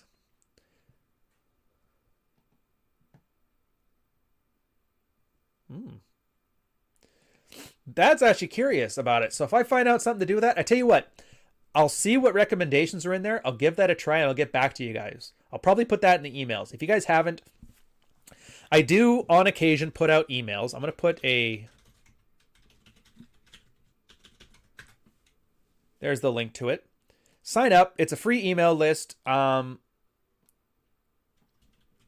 reason I had it before was I was writing a book. It's almost finished now. I've just got to read the last 5 chapters and do any final changes and then quickly write up a prologue or an introduction. So what I did is I sent it out 500 words at a time, field reports for you guys through the email newsletter. I also had like a 30-day fitness thing where I let you follow my fitness challenge, topless photos at the end of it to let you know like what reasonable expectations are. All kinds of little stuff like that. My own personal field reports. It usually comes through there. Like I said, it's free. I don't email often. I let you guys know what's on the go. If there's anything really cool happening, it's basically like a little mini private community. I always keep the emails under 500 words. My plan was if somebody was having a coffee break, they should be able to get through it and walk away either informed or entertained, ideally both. So it's a good thing. Sign up if you want. I think you'll enjoy yourself. Oh, wow. A few girls in the chat. Heather here. I use this info here for self-correction. My husband has enough to handle without me making it more difficult. Honestly, doing the Lord's work, Heather. And here's something that you're going to love about red-pilled relationships. You'll see here, it's something that come up, like I think Whisper, Human Sock Puppet, they're both dating. I think they're dating multiple girls right now. They got like 2 girls at home. They live with them both. And they made a subreddit called Red Pilled Women, which I don't really go there, so I couldn't say much about whether it's good or whether it's bad, but a concept that came out of that was really good is being the soft landing place for your man. And the idea is if your man's bringing value in those ways, like I said, staying calm, not ranting about the lizard people, being your oak, being the emotional stability, being the dominant person in the relationship, well then a girl tends to be more enthusiastically a value add to his life because she's getting everything she wants from him. All of her needs and all of her wants are taken care of. And so his happiness becomes her happiness. And I have a feeling, and Heather, correct me if I'm wrong, but when you're here helping your husband as best you can, it probably makes you feel good. Am I right? And that's kind of when Rollo talks about how relationships are meant to be complementary, that's what he means. If you're a girl's hypergamous best option, if she looks to you as like the best guy in her world, best guy in her life, she makes herself happy by making you happy. And by you being the best example of a man you can be for the type of person you want to be with, it's like a feedback loop. Essentially 2 people feeding off of each other to become better people in the ways that matter to them. It's really ideal. And it goes on for as long as it goes on. It may not go on for forever. And some people, maybe you're just too broken to be able to get there. But that's the goal anyway. So when I talk about, being a man and be prepared when she flicks the light switch, she no longer likes you. They're also, all the time before then, your girl's best option. And that feedback loop, like make hay while the sun shines. She's not yours, it's just your turn. But when it's your turn, you can make things pretty good. And I think catching stuff like that, where she's literally his ride or die bitch, is awesome. As long as you can get that for, it's not time well wasted at all. It's really good. And if you can get more guys to that, as opposed to yelling at each other over the Kenny Rogers isolation thing, I think the better off we'll all generally be. I mean, there's still going to be pain in the world. People are still going to break up. People are still going to get divorced. And guys need to prepare for that. And that's where a lot of our more harsher realities come in. When I talk a lot about the Better Beta Divorce Guide or the Levels of Dread, there's some harsh stuff in there that help the relationship like Heather and her man have probably don't want to hear. But these are all tools. If you're in a sexually fulfilling relationship, if people are happy and they're generally putting on their best attitude towards each other and helping each other build each other up in that way, then yeah, you don't need it. Now, if, and I'm going to single you out, SD, I'm sure it's not you, but let's say SD was a nagging harpy, hadn't slept with her husband in 2 years, then yeah, that's the kind of person you're going to want to use dread with, because you're trying to solve a problem. And it's all about solving problems. And if there's no problems, then you don't need the tools. And that's great. Now you don't have to keep it clean. I'm fair-minded and not easily insulted. Groupies exist. I've never been one. No shade on those who put others on pedestals, but in my opinion, the world has enough GDs. Yeah, whichever. No, filtering's for the language filter. I want to make sure this gets out as much as possible, and YouTube is convinced that if I don't keep this somewhat clean, then you're not getting your ad revenue, and we're not going to promote you. So it's not so much about the money. I just want to see how many people we can reach. Yeah, he's working now more than ever because of the stay-at-home order. Yesterday, while he was in Zoom, I was making chicken stock. Ooh, that's another idea. I did one of those for my Christmas video, actually. A stock video. I liked it because a lot of people make stocks and they use brand new bones and they go through all this process. They wash the thing, yada, yada, yada. I liked it because it was literally, and if you'll see, that's the theme for the things I cook. It's stuff that everybody has. It's super simple, like it's super simple procedures, super simple ingredients. Everybody has it, and it makes very delicious meals. Now, for Christmas, obviously, oh, there it is. I'm going to put it in the chat here. Give it a watch if you want to. It's actually not a very popular video. My cooking videos aren't very popular, which I don't mind. But here it is. Joe, you're such a jerk. All right, wrong one. Sorry, my bad. That's the newsletter again. Sign up to that anyway. All right, let's try this again. Copy. There we go. And I like this one because when you were doing your Christmas meals, a lot of people make their own turkeys. If there's a smaller household, maybe you just do a chicken and usually end up with a carcass at the end of it. You carve away all your turkey and all your meat, and then you have a bunch of bones. I'm like, you know what? Why not just make a stock from this? It's already been roasted, so you can make what's called a brown stock. There's brown stocks and I think it's white stocks or clear stocks. I can't remember the name. But anyways, a brown stock is where you tend to put the bones in that in the oven. You dry them out. You tend to build the myopic reaction or Maillard reaction. And so you end up with a darker, thicker, more savory stock. And I'm like, all right, so we got this stock. We got a bunch of leftover vegetables from Christmas. Let's make a stock from it. And it was a pretty good idea. It was actually really good, and it's very, very thick and hearty. It's almost really good as a ramen stock if you wanted to use it. Add some pork bones in there, and you're pretty much solid. All right, anyway, so what are we on time? 1:30. We're going to have another 20 minutes at most, then we're going to let it go. I'm going to go grab some breakfast, and then we're going to head to Rule 0. Rule 0 is going to be on this channel, and the topic is, who's your dad? This one, that's going to be a funny topic, because there we're going to be talking about guys who keep looking for authority figures, like sheep in search of a shepherd. Jordan Peterson was the link on that, because he wasn't the reason we did it, but he was one of the reasons.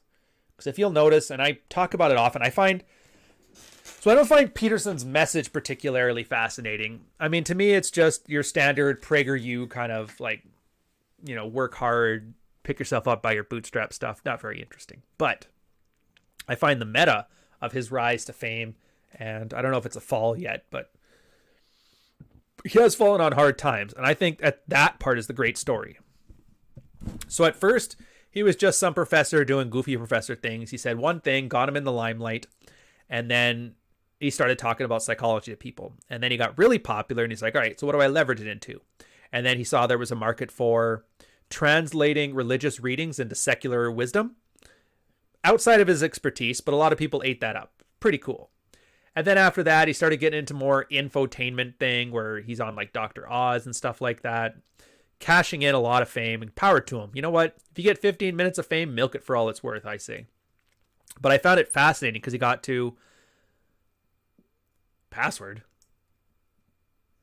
Oh yeah, Miller, the locker room stuff. I'm sending out invites. I'm doing it either today or tomorrow, Monday at the latest. It's just a matter of getting time. Obviously, I'm a little bit busy right now, so I'll make sure you got it on there. Don't worry, I got you hooked up. I haven't forgotten. Back to Peterson. So yeah, he kind of did this, and it was funny because you watched everybody kind of ankle biting at him. Vox Day made him out to be a giant raging narcissist, which may be true and it may not be. But if you have to make a 45-minute takedown video of why somebody else is trash, there's some professional jealousy in there. And he was getting it from all sides. Academics were giving it to him. Guys in the sphere were giving it to him. And a lot of guys, like, they tried to hook him with, like, the JQ, the Jewish question. Very weird stuff. And he was dodging stuff left and right and center. But I noticed after a while he started to get jaded. And I loved jaded Jordan. It's that point where I could tell. And anybody who's been content creating for any length of time will tell you there becomes a certain point where you get a healthy level of jaded cynicism towards an audience. Except for you guys. You guys are great, but everybody else. And you could tell, like, he still liked his message, but he just didn't trust the loud, obnoxious minority of people that were... What do they really want to do? It's kind of like build up a god so you can tear him down. Make him out to be Dad 2.0, and then find any fault in him so you can destroy him. So that way you feel better about yourself. It's the weirdest thing. Yeah, SD, good point here. She's known women that have happily screwed over people and then bragged. And then they were surprised when I dropped the friendship. I'm like, if you're playing on people's emotions, why would I trust you with mine?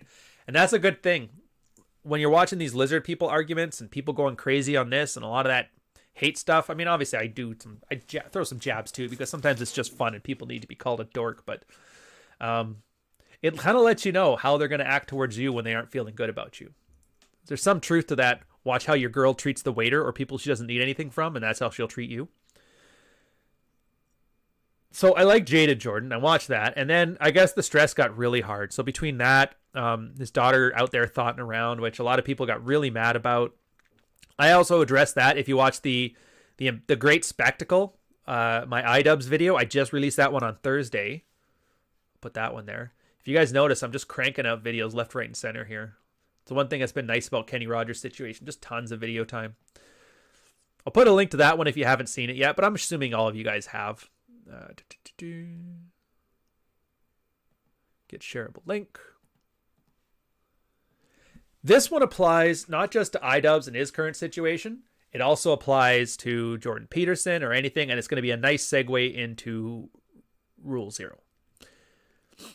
You make him into your dad, you make him into a role model, but then the problem is you never want to meet your heroes because people don't do everything you want them to do. Peterson is really good at clinical psychology, not so good at religious theology, and definitely not good at sexual strategy. You can't be a guy who married your high school sweetheart of 40 years and that. So they want him to be everything. They want him to be their perfect god, alpha male, dad 2.0. So when his daughter starts acting weird, which I'm not even surprised by it. Most Karens will act that way. She kind of got into trouble with the husband, left him for a bit, separated, went and had some fun with Tate, probably a bunch of other guys, showed off her medicine cabinet, really horrible stuff, then went back to her husband because he's safe. Failed branch swings, nothing new. Doesn't really surprise me. iDubbbz's girlfriend gets a fake set, joins an OnlyFans account. That's fine. My only concern is to make sure as a guy, if you're put into those situations, you act in your own best interests, because that's really all you can do. Expecting girls to act right because they put on a summer dress or because their dad talks about, the goodness of people and chaos. It's really, it's not realistic expectations. We call them SWATs. Yeah, check out this collection of SSRIs, the new girl brag. Dude, SSRIs are cancer. I think they need to be banned. The military used to hand them out like candy, and I think it was the scariest red pilling time of my life. So during my red pilled event, military was investigating me for all kinds of nonsense. It was all made up, but my command team was pretty Machiavellian, and they wanted to do some moves, and that was part of their plan. Anyways, so the doctor decided to put me on SSRIs because at the time I was having a lot of anxiety, and it kind of muted me. My girl hated it. She's like, "You just look like a zombie." but I liked it because I wasn't feeling, hard anymore. Then I started talking with like a coworkers, and I had probably like 30, 40 guys that were working all around the country, and we kind of keep in touch for professional reasons. And I brought this up casually. It turns out they were all on SSRIs. So I did not know how many people are on anxiety medication, even in Canada, military people. Like, we deployed together. I never needed one pill, one anything when I was deployed. I had Iran locking missiles onto our ship. The alarms were going off. We went through the Straits of Hormuz like a dozen times. We had drills, what would happen if fast patrol boats came with RPGs, and every drill said we were basically going to sink. We were looking for pirates. It was a stressful time, and I loved it. It was fun. It was exciting. I worked hard and I played hard. How come now, when I'm working in an office job, all of a sudden they need to try and medicate me? And the fact that they were medicating everybody threw me right off. So part of my red pill event was to get rid of all. And that's kind of one of the things that bothered me about Peterson, is that he did what you're supposed to do. He trusted the authorities. They started giving him pills and medication to handle the stress and handle this and handle that. And what ended up happening, he ended up in a Russian hospital getting detoxed. He literally did what you're supposed to do. He did what conventional wisdom tells you how to do. Now, if that doesn't red pill you into how people don't have your best interest at heart, I don't know what does. Personally, I still like the guy. I don't know if he still has those insanely high speaking fees. I couldn't afford it, but I would love to just sit down and have a chat with him. Not about chaos or Jung or clinical psychology, just on like brand influencing and just the general stuff. And it'd be kind of cool. Which is kind of funny because our first podcast, if you remember, on the old podcast back when we were still working with that moron with the retread, our first episode is essentially like mocking Jordan Peterson, not mocking him, but knocking his ideas. Which one of his ideas were good and healthy, and which one of his ideas were not. So it's kind of neat. But I don't think people are able to understand, like, how can you say such mean things about the guy and still like him as a person? AJ Cortez, hung out with him a bunch. Perfectly fine guy. I got no problems with him. I like him. We hung out. He probably doesn't like me anymore, but whatever. But from a like professional or brand or messaging standpoint, absolutely horrible. And I don't think people are very good at separating the two, which is kind of funny. That's another. And then I'll end on this one, this note here. This is the funny part about this whole Kenny Rogers situation.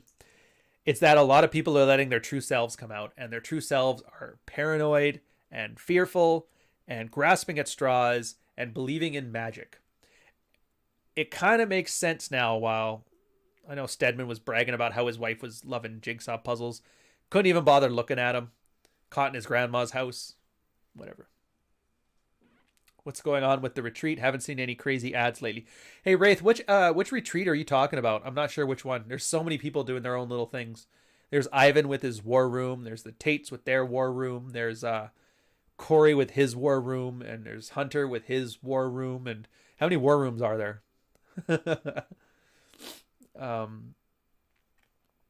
Still can't wait for bars to reopen. That party will last a week. I think people are going to burn out in like 2 days and go back to normal. I'm not talking to anybody anyway. I think it's not even so much that people want to party. They just want to have the option to party. And they don't like being told no. I honestly do believe that because people weren't entirely social beforehand. Another thing too. So Joe Blogs brought up a good point. Simply simping to impress girls. Lost me there. From a game standpoint, pretty effective though. When you come from a place of abundance, that extreme generosity and white knighting stuff, so long as you're also attractive, that's a bit of a flex. It's a high investment signal. It's showing I have so much value in my life. I am so hot that I can act, or so tall or so muscular, whatever your value is. I have so many of these things in my corner that I can cry like a girl and you're still going to like me. And that's a very expensive signal to send. Most guys can't do it. So something to keep in mind. Sometimes those counter signals are very, very important because a lot of life is about signals. When are they going to go to war? Dude, that would be funny if all the requisite war rooms went to war. Internet fights over competition. Yeah. Send me the link to your Patreon. Oh, yeah. So I guess we're running on the last like 15 minutes here. So if you guys haven't seen it, /_Ryan_Stone. Here we go. Here's Patreon. Come one, come all. I do 3 tiers. The 1 tier is just a simple support, $1. You know, it's literally the least you could do. You like my content, you want to keep helping me produce more. It's very low investment, doesn't really offer anything, but whatever. It's support, and I appreciate them all anyway. Second tier, and that's the main one, $5 tier. We do weekly Q&As. Right now it's 2 hours because we have enough questions coming in, enough people filling time that I could fill 2 hours of content just addressing questions, showing research, giving you material to work with, essentially helping guys who are putting in the work and owning their own shit. I also have the locker room, which is the best example I've come up with. Corey's Rule Zero Dads kind of helped me with that, like what the value add is. It's just a resource. It's like if anybody here works in corporate, it's like having a Gartner subscription, essentially. At the same time, there'll be some things I offer. Like, for example, we have our Rule Zero Live event where we're setting up a bunch of workshops. We're going to get a bunch of speakers together. It's not a convention. It's more casual than that. It's like literally, come on. We want to hear your guys' stories. You guys want to come see us. We'll talk about a bunch of topics that we can't really talk about online. Nice little event, but that's only going out to the private communities. So if you're part in there, you actually get this stuff in there. And SD, I'll answer that simping question in a second here, but I'm going to go bar hopping. Good for you, man. You take TP and mass for payment. I absolutely will take toilet paper for payment. Right now we're at a 4 level, so if it panics to 5, I'm going to roll the toilet paper and there'll be a free conference for whoever wants to go in. Yeah, so there's that, and then there's a $50 tier. I thought I've shut it down, but people keep signing up for it, so I got to go and fix that. And that one was essentially like a group consulting session. But at this point, it's too hard to get the schedules working, so I just turn those into single consults. I have a website where I put that on my store as well.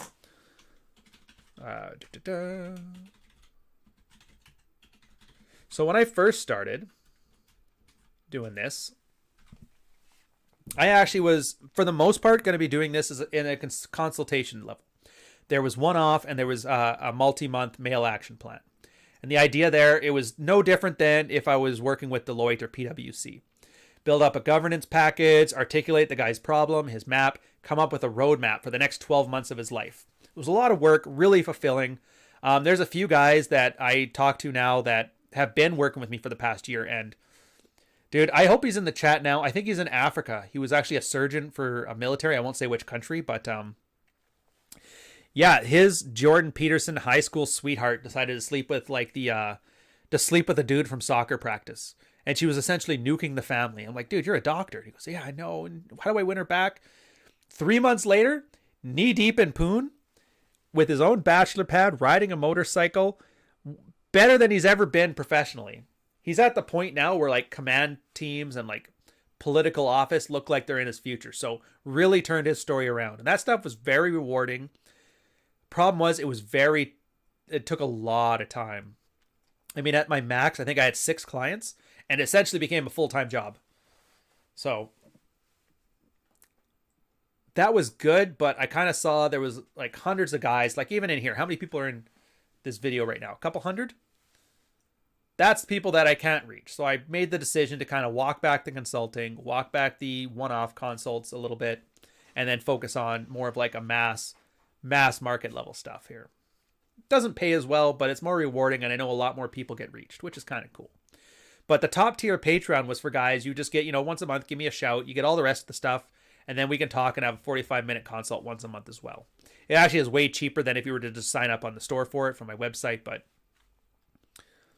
that's because the guy who's signing up for those is going to be here month after month.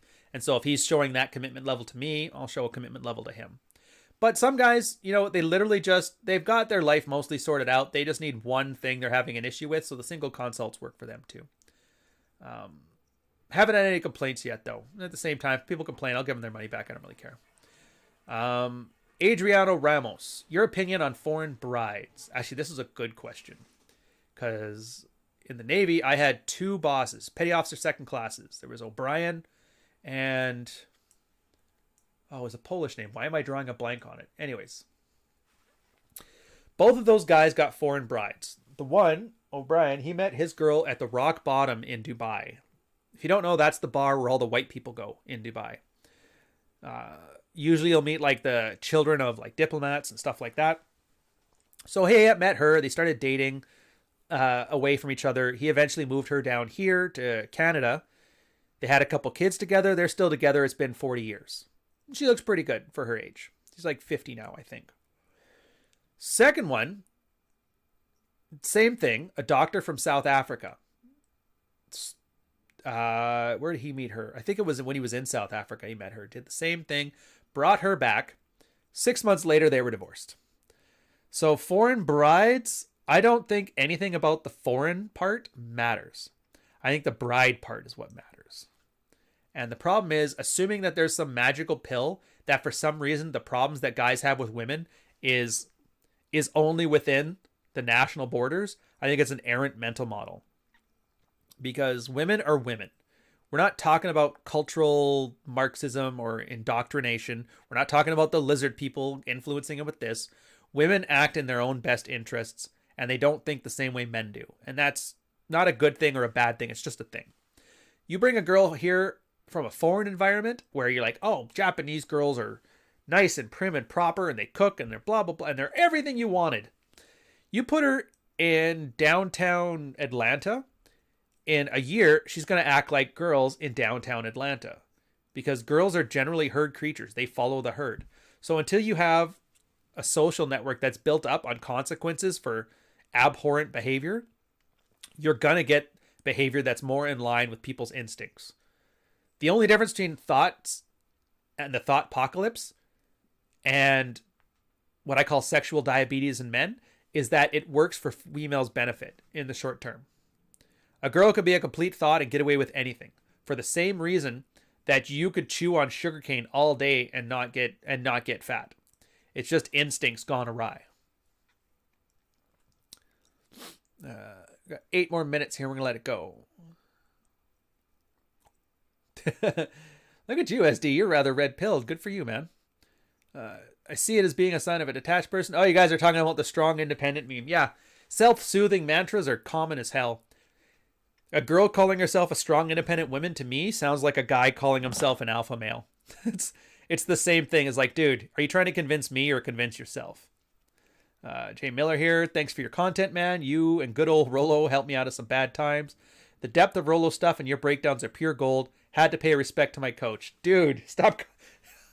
I know you guys love messing with me. I hate being called a coach. I hate anybody calling themselves a coach. I think it's disingenuous. And it kind of tacks into that whole, Alpha Interactions going live in 2 hours. Awesome. Looking forward to it, brother. Yeah, coaches, you coach a sports team. If the team loses, the coach gets fired and the coach doesn't get jobs anymore. If you're some online sexual relationship coach, what exactly do you do if you fail? Like, what consequence is there for you? There is none. So you can't be a coach because there's no accountability. And by telling people you are a coach, you're promising them like football coach levels of responsibility and accountability, but delivering none of it. I find it very disingenuous, and that's why I say consulting. Because consulting, the first thing you learn if you've ever had to do any is, the first thing you do is expectation management. I am responsible for this. I'm not responsible for this. And you're responsible for as little as possible. And it makes sense. Like here, Jay Miller, went through some bad times. I didn't do shit. Rolo didn't do shit. He did all the work. All we did was offer some material. He still has to use it. He did all the heavy lifting. So if anybody's his coach, it's him. So yeah, the truth must be spoken, Coach Ryan. See, and I should know better too, because yeah, guru too. Guru is one of those. Actually, I don't think anybody thinks of themselves as a guru. I think people say guru when they want to make fun of other people who know what they're talking about. It's like the N-bomb for self-improvement. I'm at that itchy level. I should really shave this thing. But whatever, I've been kind of keeping it. Want to keep it for the length of the Kenny Rogers concert. Oh, wow. Concurrent viewers, 201. We're hitting some good things. Here's a funny thing, though, and I'll end on this one. Really proud about all the work we put in, the amount of people we can put together on a Saturday morning to talk about sexual strategy and the lizard people and Wi-Fi and radar dishes and diabetes and all kinds of things. That's awesome. There's live streams right now from a guy who calls himself the Cheese Man. He just makes cheese. He's a fat old guy from Australia. He pulls like 700 live viewers. And so part of me understands when everybody hears bragging about how this is the next big thing and that, I'm like, we got to put this in perspective. We're hardcore niche. By the way, 209 likes would be awesome. I see 82 with 200 viewers. Either 2/3 of you really don't like the content, or 2/3 of you forgot to hit the like button. So give it a shot.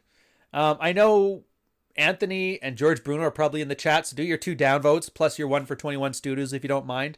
I like seeing the consistent 3 downvotes on every video. It lets me know I'm not perfect and I have to win you over. But yeah, to put it into perspective, like this isn't a big space. It's kind of a small niche thing.